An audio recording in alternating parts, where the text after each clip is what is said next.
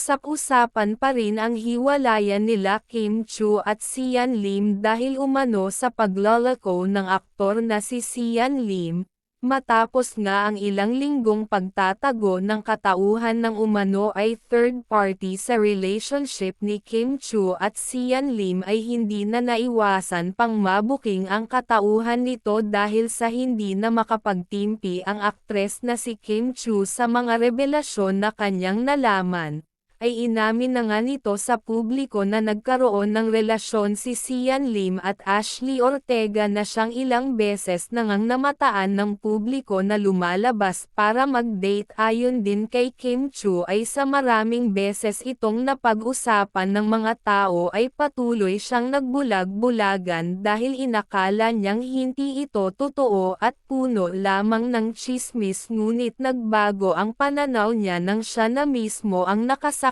ng paglabas ng dalawa sa kilalang restaurant na hindi na pinangalanan pa.